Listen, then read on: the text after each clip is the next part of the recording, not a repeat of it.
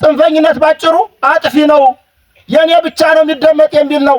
ኢትዮጵያ ደግሞ በጣም ብዙ በርካታ ብሔር ብሔረሰቦች ያሏት ከ86 በላይ ቋንቋዎች የሚናገሩበት በርካታ እምነቶች ያሉባት ሀገር ናት። ስለዚህ የሁላችንንም ሀገር ደግሞ ሁላችንም ተሳትፎ አድርገንባት የምናስቀጥላት መሆን መቻል ስላለባት በዛ ልክ የምንመራ መሆን አለብን። በህገ መንግስቱ ስርዓት የምንመራ መሆን መቻል አለብን። በምክንያት የምንመራ መሆን መቻል አለብን። ስንደግፍም ስንቃወምም በምክንያት መሆን መቻል አለብን። ዛሬ ላይ በዚህ ልክ መጣችሁ በቀጠና ደረጃ በትልቅ ሁኔታ ውስጥ የተከበሩ ወንድሞቼ ፊት ሆናችሁ ውይይት አድርጋችሁ ሀሳባችሁን ገልጻችሁ ያነሳችኋቸው ነገሮች አስተማሪ፣ ገንቢና ቀጣይ አብረን ለመስራት የሚያስችሉ መሆናቸውን እኔም በዚህ አጋጣሚ መግለጽ እፈልጋለሁ።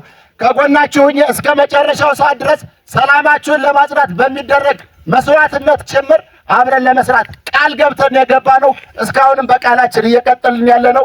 ገዛራ እናጸዳለን፣ ዳጊ እናጸዳለን፣ ድማማ ማንጉዳ እናጸዳለን፣ ደነከስ እናጸዳለን። 11ዱን ቀበሌ ነፃ አድርገን ማህበራዊ ረፍት ያለው አካባቢ እስኪፈጠር ከጎናችንን ማለት እፈልጋለሁ። እጅግ አድርጌ አመሰግናለሁ።